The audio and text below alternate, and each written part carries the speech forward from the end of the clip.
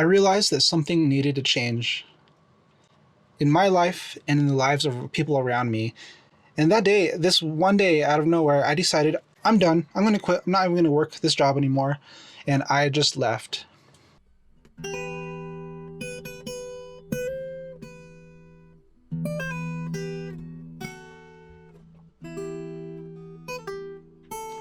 My name is Matt, and today I'm going over my 3 reasons why I support Andrew Yang.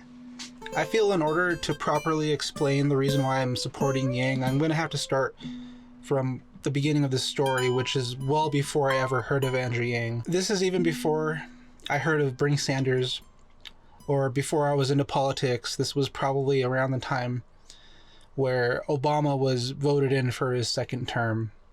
I voted for Obama his first term in as a Democrat. I feel like I was kind of following my parents' footsteps because they were also hardcore Democrats and I voted the way they voted. Obama kind of promised this new era of change, which ended up happening, I'll admit. The change that Obama brought, he kind of came in during this time the internet was taking off. That aside, I just wanted to fill in that little gap just so you understand my political background a little bit, at least. But now I'm going to get into the reason why I support Andrew Yang. It starts off with Bernie Sanders, actually, and I think Andrew Yang himself started with Bernie Sanders. I think a lot of his visions actually came from a lot of things that Bernie Sanders brought to light.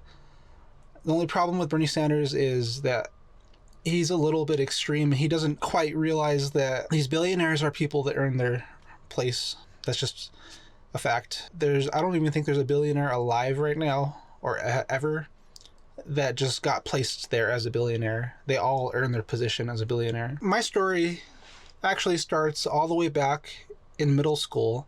My parents decided to start a business, and what they did was they opened up a restaurant in a small little community. They didn't have much money to start, but this is something that mostly my dad had a passion for and something that he really wanted to do. And in middle school, I was in middle school. I think he opened it maybe when I was in the 6th grade, and it stayed open until I was about in 9th grade. So he had a good 3 to 3.5 years of having this business, and this was actually the first of 2 businesses he ended up owning. It was an interesting ride.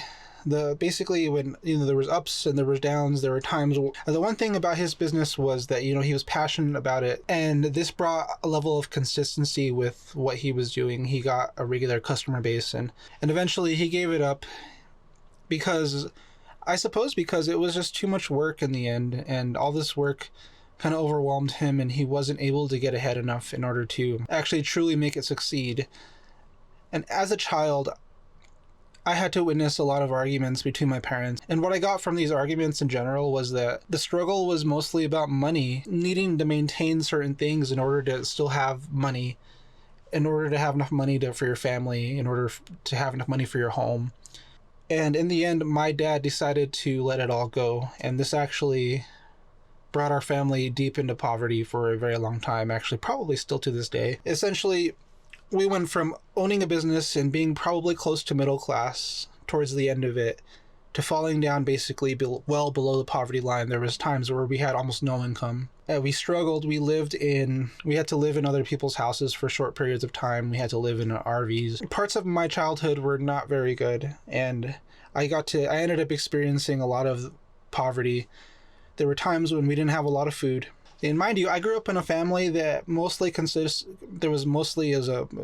mom, my dad, and 3 kids. And they were both working. During parts of the time, my dad would work in the early mornings and he would get home in the evenings. And my mom would work in the evenings all the way till night, and she wouldn't get home until past midnight usually. And so they worked this double schedule where they were basically never seeing each other. And I remember this led to a lot of arguments between them, and I think it was a lot of tension building up because they never got the chance to actually talk to each other, and this ended up just being really toxic for both of them, and in general toxic for the whole family. And with all this said, just the way the schedules ended up being, it turned, and the fact that they had 3 kids that they needed to really take care of, it caused a lot of stress, and it caused us, the kids, to basically raise ourselves a lot, like for the most part. Both parents were always working, and when one parent was home, they were so stressed from work that they didn't want to actually spend any time with us, and so we ended up entertaining ourselves. And luckily there were 3 of us. Not everyone was fortunate enough to have 3 siblings so they could actually entertain and interact with each other. And with that said, I think we were all fairly intelligent. You know, we weren't going off to being mischievous and getting into trouble all the time. So these little things did make it easier for my family to kind of adapt to this way of having one parent work in the morning and one parent working at night, and them never seeing each other. And at a certain point, you know, something my mom always would say is money doesn't grow on trees. She would use that a lot. And I understand why. It's because, you know, we never really had the money to do convenient things. And they really did try very hard to keep a decent life for us so that we wouldn't see the kind of poverty that we were actually in. And my parents did an okay job at that for the most part. So this brings me to reason number one as to why I support Andrew Yang. I support Andrew Yang because I grew up personally in a family that struggled, and the main struggle all revolves around not having enough money. And if you ever lost your position in work, then you were out one whole income, and that one whole income was enough to take away your house, to take away your entertainment, to take away having a good life for your kids. Without having both parents working, there's, even to this day, most families can't handle a family of one or two with rent, with other bills and other expenses. And then having kids, the more kids you have, that means the more you need to keep them entertained in different ways. And if both parents are working, who's raising the kids? Are they raising themselves? And they might do a good job at it if you're lucky, but not everyone is that lucky to have kids that can raise themselves, think for themselves. That's just not the case for everyone. That's my first reason why I support Andrew Yang. Reason number two why I support Andrew Yang. This story starts when I was in college. I went down the path of trying to go to school for a very long time. And during this time when I went to college, I moved out and I started living on my own. And as I mentioned earlier, my parents have kind of gone through some rough times. And so I never actually had a support blanket to get through schooling, but I knew that this was kind of the path that I needed to take. It really made sense to me to be going to college. The big problem with college is that there was a certain point where I really wanted to be in a university, and I was going to a community college because that was all we could afford. And due to some other circumstances that ended up happening, I wasn't able to go to a university right off the bat. And about a couple years in, I ended up transferring to a university. During this transfer, as I mentioned earlier, and as you could probably guess, I didn't really have enough money to go to college and pay for it myself, nor did my parents. So I actually didn't have any help going to college from my parents. Since I didn't have the money to pay for it, I did what a lot of other students did. I went into debt. I decided that this was worth it enough for me to go into debt. What did I end up doing? I ended up doing what most people did. I actually got a loan. Yes, hear me. I got a student loan. Don't do it. It's not worth it. Even if you think it's worth it, it's not worth it unless you have your end goal laid out and it's basically more or less set in stone. That's when it's worth it. Anyway, that aside, I went into debt to attempt to get my major, which I never got for various reasons. See, the trick is you don't actually know how the course is going to play out at the university until you actually go there and get into the courses and learn the teachers and the people. And it turned out this path that I was going down, it actually ended up helping me in the long run. But it turned out that path was absolutely not the path that I wanted to ever go down. And so I ended up dropping out of the university. I think it was about my third year in, I ended up dropping out and I never went back. After I had accumulated debt, this was around, I believe, 2014, I started going to work. And the work I did was actually call center work. It had nothing to do with my major at all. And that was really disappointing. But this is what I felt like I had to do. What I really wanted to do was not live with my parents at the time. I really wanted to be on my own, and experience life on my own. And that's what I did. So I ended up doing this by going to work at a call center. And eventually my student debt caught up with me. And what they ended up doing was garnishing my wages. And I couldn't convince them that I was poor enough to not be able to pay that debt back. And I was literally making like $10 an hour. I was living on my own. I was paying electricity and I was paying various other bills for my phone and things like that. And despite having shown this all to the government, they basically still said they had to take 15% of my payment away, regardless of the fact that I couldn't afford this. This was tough. This was a really tough time of my life. And this is where Bernie Sanders entered, and this is part of my second reason as to why I'm supporting Andrew Yang. So how does this connect to my second reason as to why I support Andrew Yang? My support for Andrew Yang is about 50% of his policies and 50% of who he is as a person. Because he was a Bernie supporter. I was a Bernie supporter, and it makes me realize his reasoning as to why he was a Bernie supporter. See, Bernie Sanders shifted the Overton window. He shifted the view of what people were talking about, and it's in a really positive and a really good way. This actually made me support Bernie Sanders because he was talking about the people struggling with student debt. He was talking about school being too expensive. He was talking about the people struggling to not make enough money. And he was giving at the time, the most reasonable solutions for these problems. Even Andrew Yang, being a Bernie Sanders supporter, must have seen this. He must have seen that Bernie Sanders was shifting the window of appropriate political discourse, and this was something our society needed. Reason number 2, Andrew Yang is a Bernie Sanders supporter. All right, and this brings me to reason number 3 as to why I support Andrew Yang. Let me continue the story a little bit. My pay had been garnished at about $10 an hour. I was maybe making a little bit more with bonuses and all that, but I was making about $10 an hour. And eventually I was able to up my pay to about $13 an hour. And I was hoping that this up in pay would be enough to offset my garnishment in my wages. But this wasn't the case. I found myself exceedingly unhappy. I calculated how long I would have to work this kind of lifestyle in order to pay my debts off, and the calculation just was not in my favor. I realized something during this deep, dark time of my life. There was one day when I was weighing my options in life, and I was looking at the job that I had, and I was looking at all the schooling that I had taken and the reasoning behind it all, and the reason why I was where I was at. And I broke down in tears, crying, just realizing that I was a slave. It's a horrible feeling when you feel this way, when you feel like there's no way out, and the only way you have is to be in someone else's control. This moment changed me. When I realized I was stuck in this position, it changed my life. It changed my perspective. It changed my view on everything. I went from feeling like I could do things in life, and like if I had a job, I could afford a house, and then I can afford things that I want, and I can maybe do a little bit of hobbies, and I can travel a little bit. None of that was in my cards. I came from a life of poverty. I didn't have a family to back me up. I decided to go to school because at the time I felt like it was my best option. To this day, I still feel like it was my best option. But none of this worked in my favor. There was nothing there to catch me, and I'm not saying there should be, or there even should have been, but we're all human beings, and as human beings, I just want to make this point. We all were born the same. We're all born blind. We're all born not knowing what this world's about. None of us have anything coming into this world.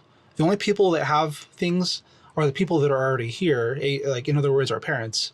Our parents, depending on the decisions they've made in life, they might have a lot or they might have nothing.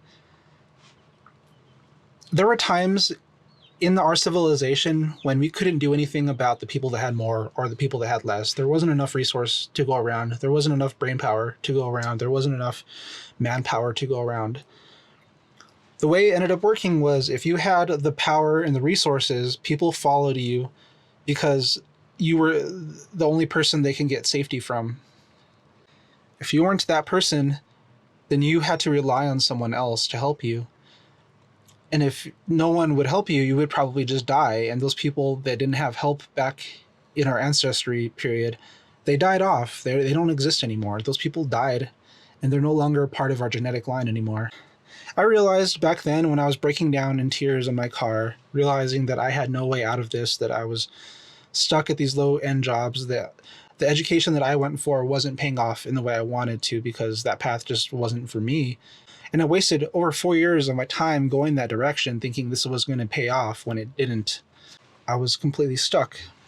And at this point, I felt like I was a slave. And that feeling was horrible. I really hated that feeling of having nothing. I made a decision that day.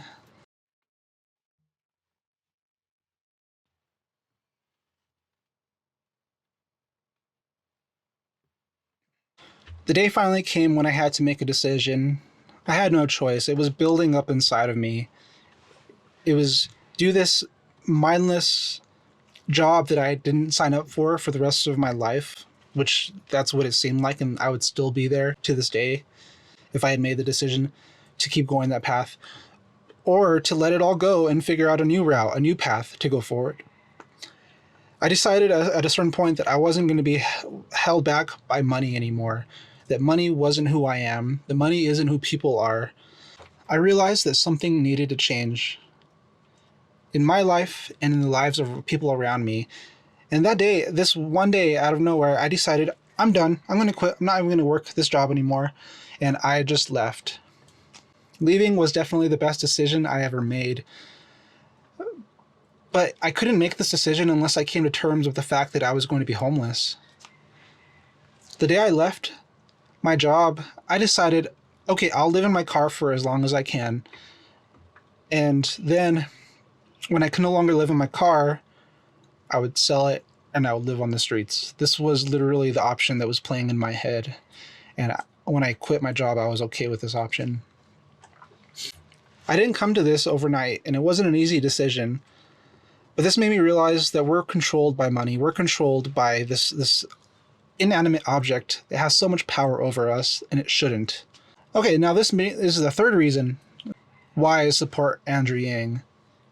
He is the only person that in our generation that has had a solution for the money problem that we face. And I'm not talking about not having enough money. I'm talking about people not having access to money. When you don't have access to money, when we live in a world that's dictated by money, this leaves you with no options. This leaves you with no solutions. This leaves you with, if you ever fall down and mess yourself up with, say, debt, or if you take a risk and try to go a certain direction, you might be homeless the next day. A universal basic income is the first solution I've had that addresses this. It's not perfect. We all know it's not perfect. If a universal basic income is implemented, we can't just rest on our laurels and expect for it to solve all of humanity's problems.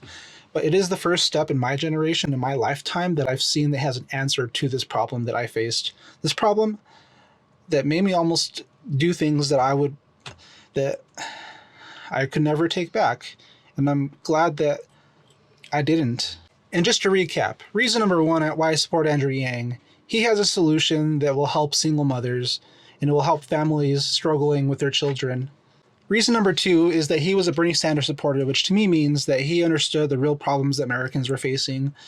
And the fact that he moved in the direction he did, to me, truly means that he cares about American lives and he actually wants to help people, not just use words to say he's going to help people. He seems like a real human that actually genuinely wants to help. And reason number three is because of universal basic income and the potential it has to reduce the homelessness in people. I'm not saying it would eliminate homelessness, but it would definitely reduce it. In my case, I got lucky and I didn't have to be homeless. It's the way it's kind of the way the stars aligned in my case. I came from poverty and my parents at the same time struggled just as much as I was struggling. And they managed to get things together at the right time so I could live with them again temporarily while I had to. However, things don't always work out in people's favor the way they wish it would. This is one of those situations that worked out in my favor, and I'm grateful that it did. But not everyone is that lucky. Some people, when they look at the options they have, they really have nothing. They really have nothing. When some people have nothing, they resort to violence. They resort to being homeless on the streets. They are looked at as a waste in society. No one is helping them, except for Andrew Yang. This is Matt's work in progress. Thank you guys for tuning in today. Hope you guys enjoyed this video. Don't forget to like and subscribe. I'll catch you guys later. Bye.